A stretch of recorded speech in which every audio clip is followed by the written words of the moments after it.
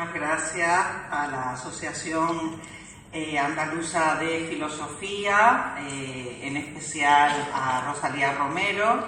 que nos ha reunido aquí, sobre todo que ha dado pie a que ayer fuera un día memorable dentro de la filosofía española, con el reconocimiento a la profesora Celia Morós. También quiero agradecer la cariñosa presentación de Rafael Guardiola y bueno, ¿no? Realmente, ¿no? Han sido unos días, ¿no? muy emotivos, y creo que los recordaremos desde la comunidad filosófica española y también desde la comunidad frente lo que creo que es un dato fundamental de nuestra coyuntura contemporánea, pero que sin embargo, tanto en la agenda política en general como en la agenda feminista, ocupa un lugar preponderante. De hecho, el tema que me preocupa es el tema de la guerra. Quizás no se habla ya tanto de la guerra, se habla de conflictos armados, se habla de tensiones, se habla de expulsiones, pero si hay un enemigo de la naturaleza, si hay un enemigo de las mujeres, y esa creo que es una línea importante que tenemos que rescatar, y de la convivencia, es precisamente la guerra. Quizás ustedes no tengan la percepción de que vivimos en un mundo en guerra, y yo ahí entraría en un debate, ¿no? No tengo tiempo aquí para mostrarles en un mapa mundi que no solo hay, que ya no hay guerras como, ¿no?, las que la historia nos habla, la Primera Guerra Mundial, la Segunda Guerra Mundial. Quizás las guerras se han transformado, Mérica Aldor habla de las nuevas guerras, pero sí hay países y territorios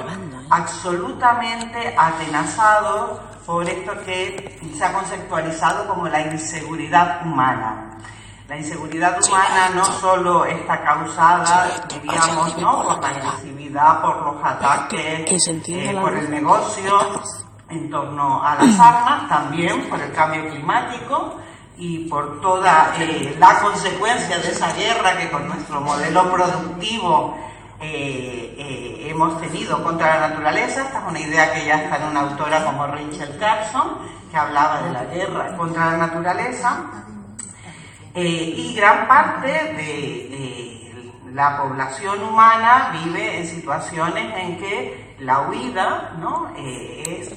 la única salida para seguir sobreviviendo, ¿no? Hablamos de crisis de refugiados y el Mediterráneo es uno de esos escenarios de huida frente a situaciones en las que la violencia es el dato incontestable. Por lo tanto, lo primero que tengo que decir, es que nuestra percepción acerca de la guerra y de la paz es distinta a las de las generaciones anteriores, pero seguramente hay demasiada desinformación y demasiadas conspiraciones de silencio acerca de lo que podemos llamar hoy conflicto, ¿no? Ante esta cuestión, mi propósito es revelar un núcleo normativo de una propuesta feminista de la no violencia, ligada a una expresión que sobre todo en el feminismo mexicano se ha hecho moneda corriente, y es la aspiración a vivir vidas libres de violencia. Es una formulación netamente feminista que nos pone sobre el aviso de la cantidad inmensa de feminicidios que se viven en distintos países, en el nuestro también, y que yo creo que nos obliga a primero mirar al pasado y hacer una revisión de quizás incluso a construir una genealogía de distintos momentos en donde una beta, la voy a llamar pacifista, del feminismo ha sido activa, ha sido protagonista y que sin embargo, incluso dentro de la propia tradición feminista, ha quedado en la periferia, en los márgenes. Por lo tanto, creo que hay una tarea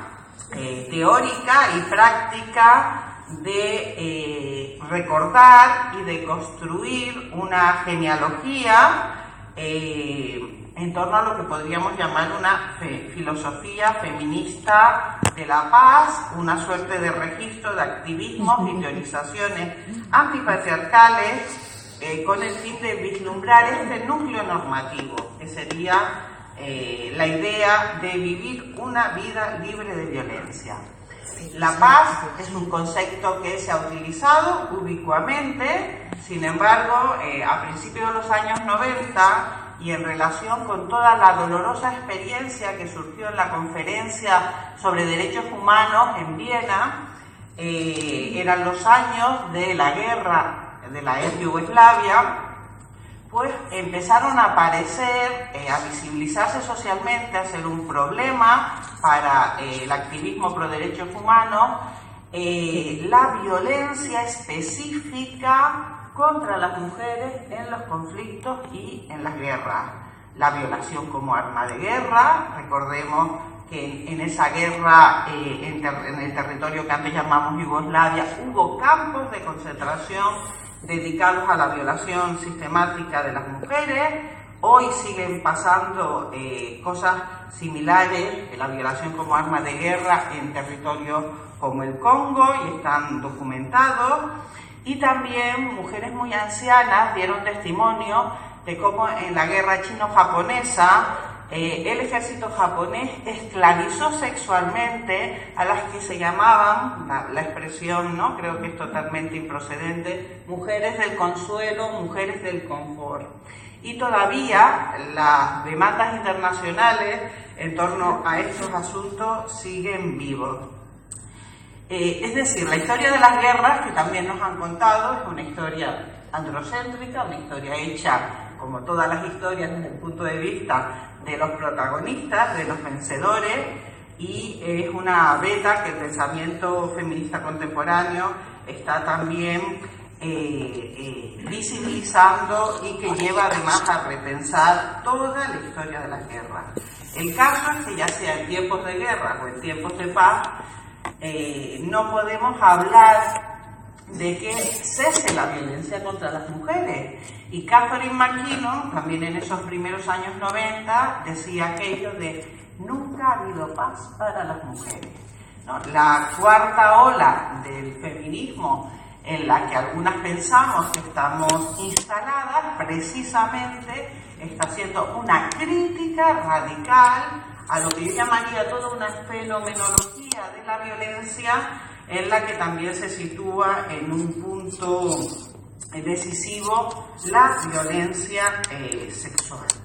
Creo que con esta introducción pueden entender ustedes el alcance de lo que tendría que ser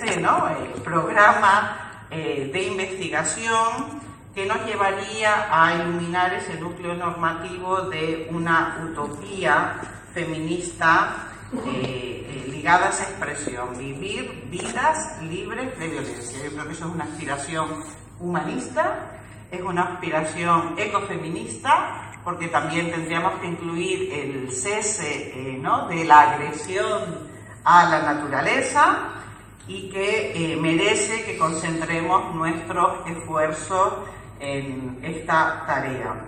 una tarea que yo considero civilizatoria. Efectivamente, hay también en una gran figura que quiero citar y rescatar, que es Virginia Woolf, en torno a este eje. Ella, en Tres Guineas, una obra de 1900, la publicación que tengo yo es de 1938, creo que es un poco anterior, planteaba en un texto canónico ya la relación entre feminismo y pacifismo, y destacaba lo que podemos llamar el carácter netamente androcéntrico, ligado a unas determinadas concepciones heroicas de la masculinidad, pues negándose a participar en esa recaudación de fondos para la guerra. Voy a citarla, a Virginia Woolf. A su peticionario, a su interlocutor, le responde lo siguiente: para ustedes, en la lucha, hay cierta gloria, cierta necesidad, cierta satisfacción que nosotras jamás hemos sentido ni gozado. Para ustedes la guerra es una profesión, una fuente de realización y diversión, y también es causa de viriles cualidades sin las cuales los hombres quedarían menoscabados y que nos hace imposible comprender los impulsos que inducen a la guerra. Woolf constata este carácter fuertemente androcéntrico de la guerra. Nuestro relato fundacional como civilización greco-judeo-cristiana es la Ilíada, el duelo singular, y plantea, pienso que con realismo, que en ese contexto de la guerra, ¿no?, sobre todo después de la Primera Guerra Mundial, las mujeres, la cito otra vez, las mujeres solamente podemos ayudar a defender la cultura y la libertad intelectual por medio de defender nuestra propia cultura y nuestra propia libertad individual. Frente a ese contexto absolutamente opresivo, belicista, que marcó y que ha marcado el siglo XX,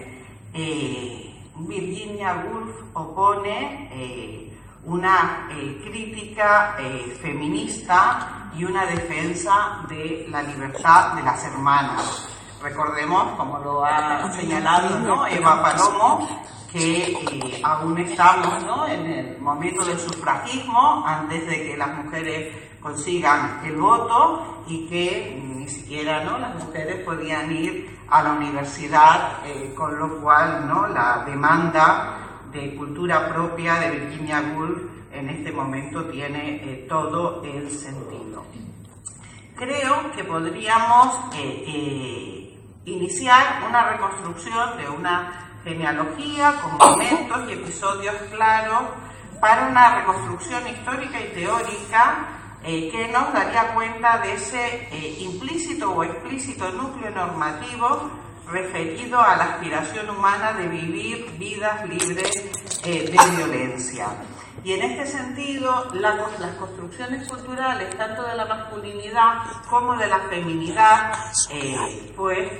juegan un papel importante. Es muy curioso, y si nos vamos sobre todo a los orígenes griegos, de alguna manera, ¿no?, los griegos nos inventaron. Hay dos figuras que creo que deberían ser reconsideradas y que, curiosamente, frente a la pretensión moralizante e incluso a la pretensión cómica con la que, de un lado Aristófanes con Lisístrata y de otro lado Sófocles con Antígona, plantean a estas dos heroínas,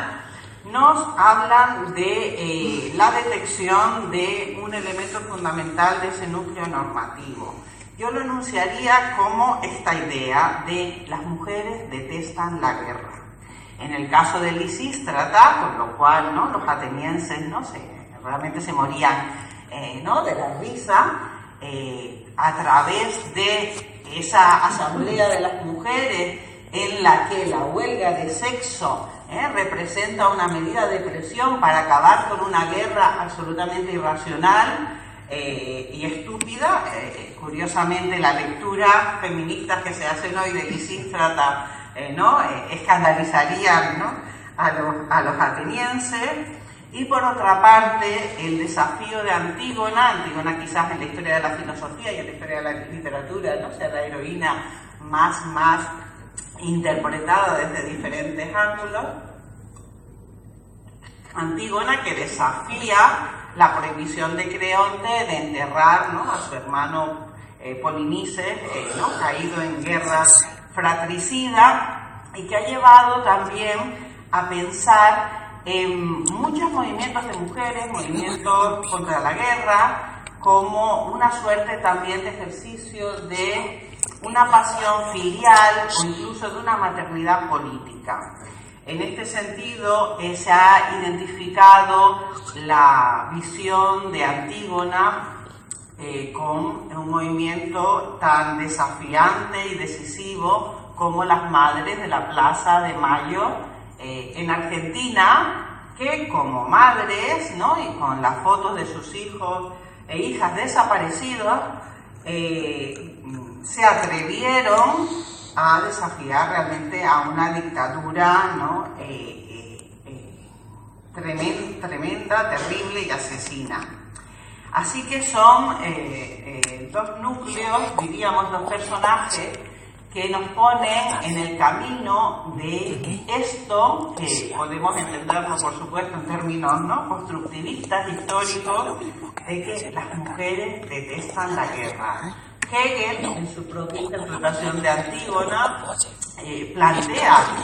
¿no?, esta ironía de la comunidad, esta paradoja, puesto a que aquellas que tienen hijos, ¿no?, que tienen que proteger por mandato cultural a la familia, luego ven cómo el Estado los manda, ¿no?, cual soldado, cual carne de cañón, a la guerra, y tienen que lidiar con el dolor, con el sufrimiento, con la pérdida.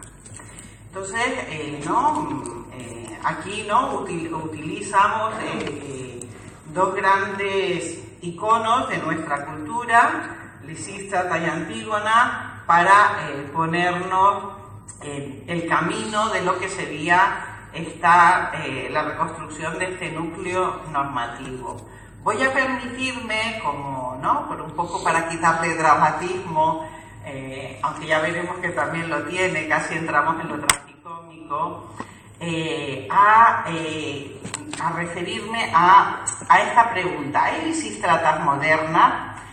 Indagando en este asunto me encontré en un blog, el de la escritora Clara Obligado, 5 casos verdaderamente curiosos que nos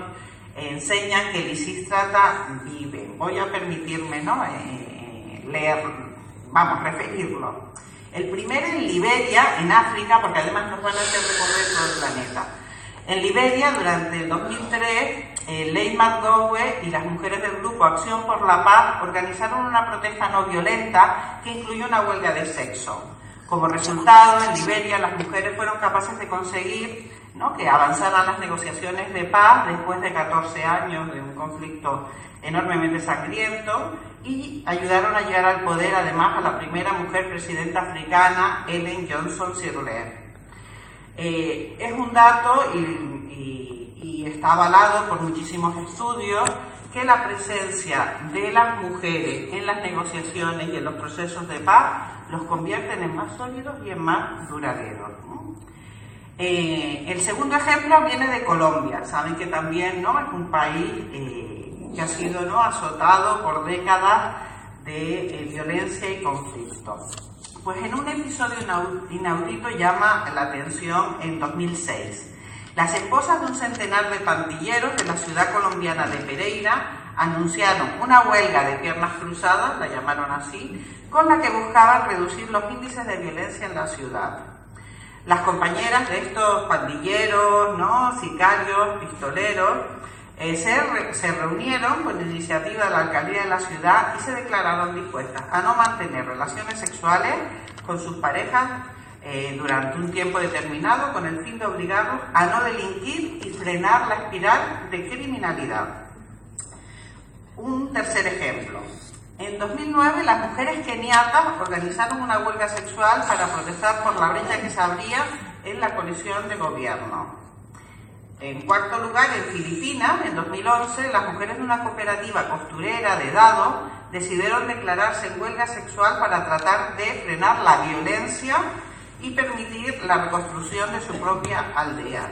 E incluso aquí en Europa, en Bélgica, la senadora socialdemócrata Marleen Temmerman propuso medidas drásticas en la crisis política belga, haciendo un llamamiento a todas las mujeres a ejercer la abstinencia sexual, mientras, recuerdan, ¿no?, que Bélgica estuvo mucho tiempo sin gobierno, no se formaron nuevos gobiernos.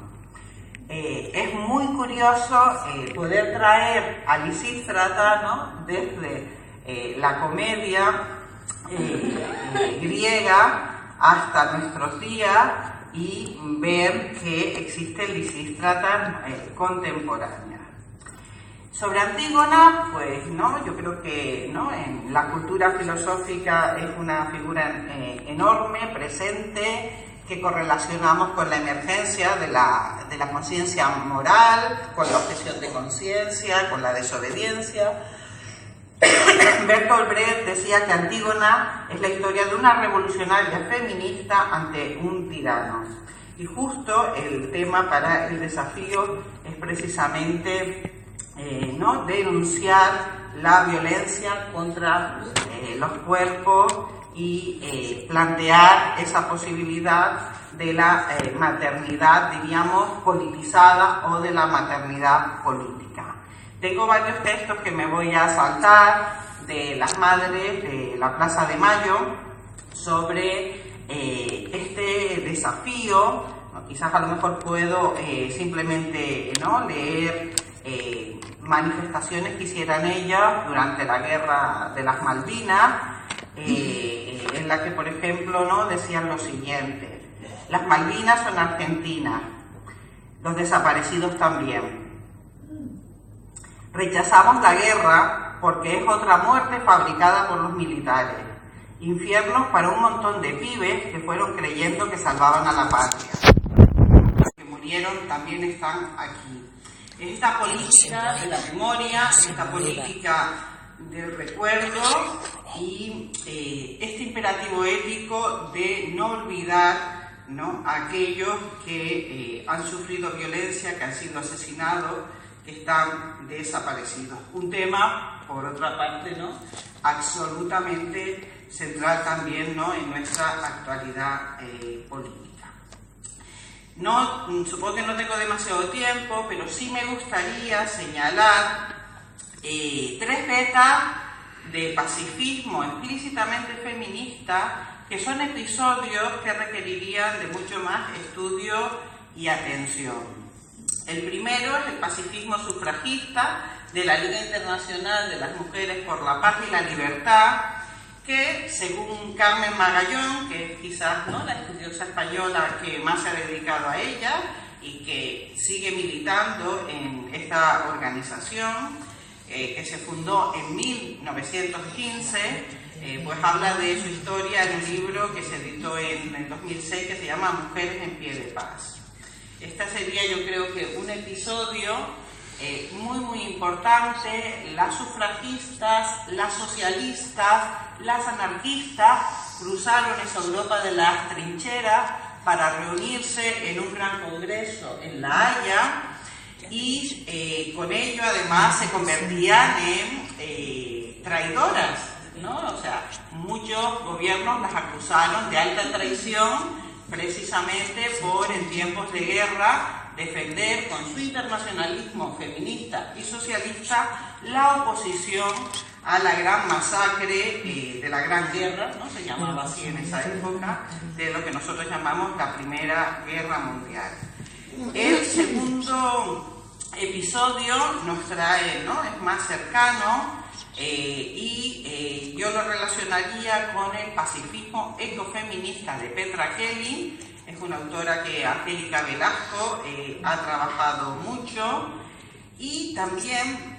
con un episodio impresionante de activismo y de teorización que fue protagonizado por las mujeres de Greenham Common en los años 80, que desplegaron un campamento que tuvo una extensión de más de 10 años en suelo inglés contra el despliegue de los misiles nucleares, ¿no?, en plena Guerra Fría. Si realmente miramos con la historia del siglo XX, vemos que básicamente, ¿no?, es la historia de guerras, porque de la Primera y Segunda Guerra Mundial luego pasamos a la Guerra Fría, que con su estrategia de disuasión ¿no?, también era una guerra, y una guerra además, ¿no?, ligada a ese poder que asustaba a Hans Jonas, ¿no?, de lo nuclear, de la destrucción nuclear. Este sería otro episodio fundamental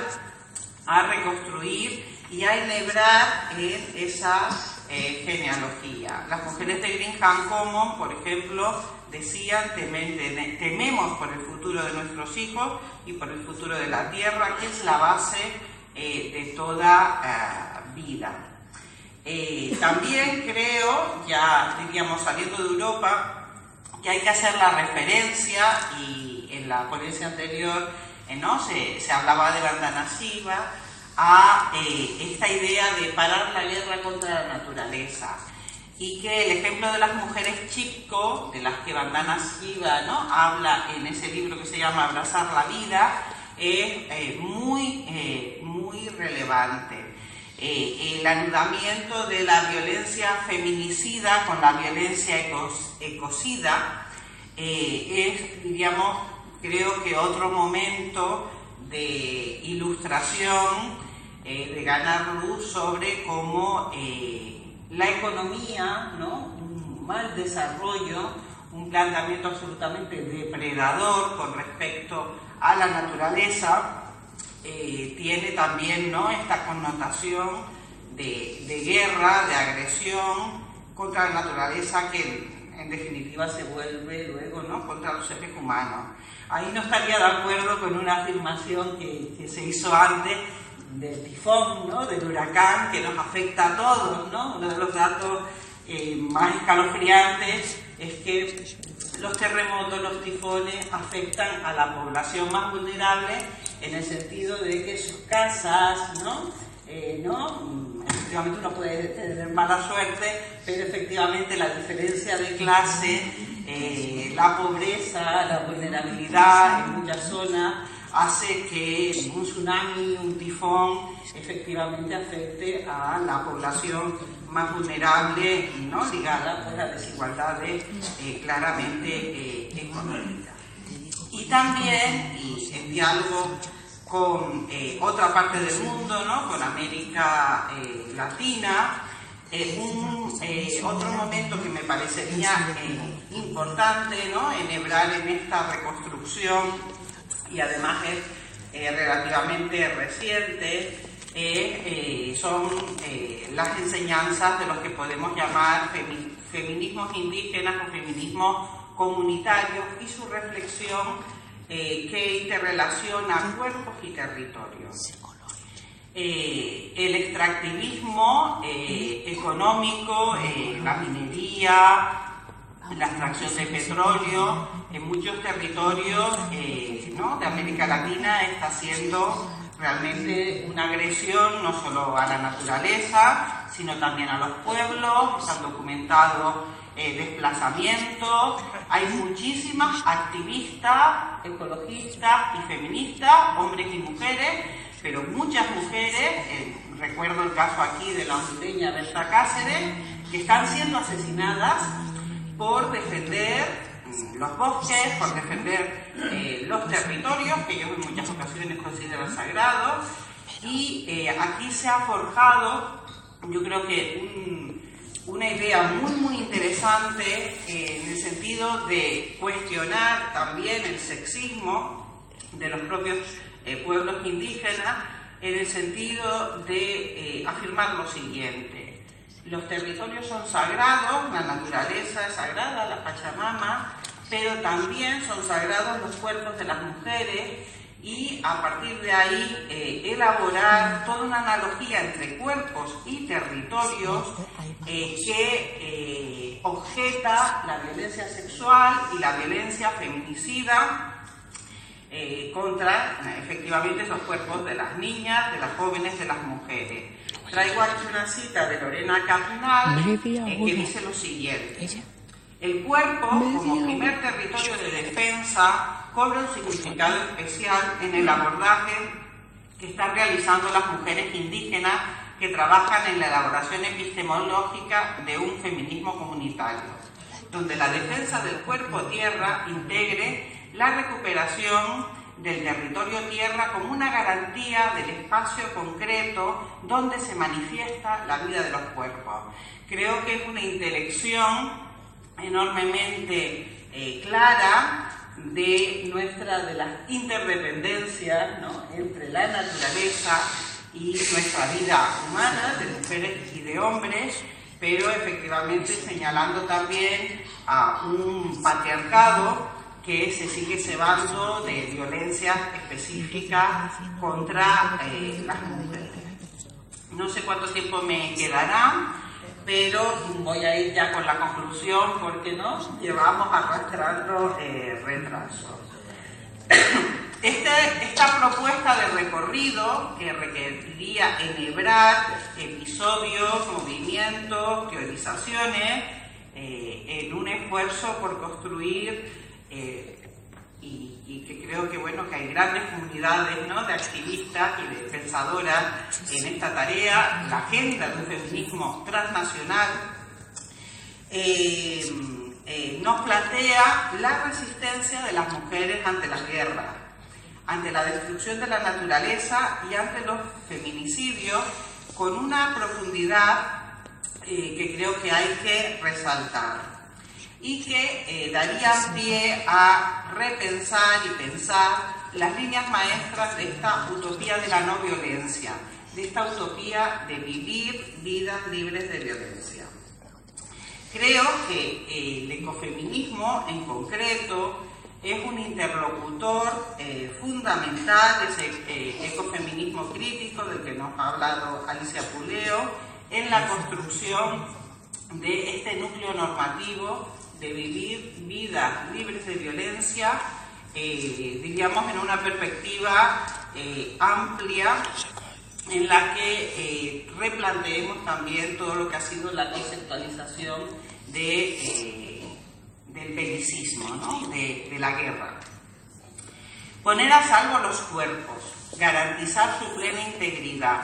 deslegitimar toda agresión y oponerse a que los conflictos se expresen en términos del uso de la fuerza son ideas básicas de esta propuesta. El ánimo antibelicista y antimilitarista quedaba claro en la propuesta del feminismo sufragista de la Liga Internacional de las Mujeres por la Paz y la Libertad en Europa ante las masacres de la Primera Guerra Mundial.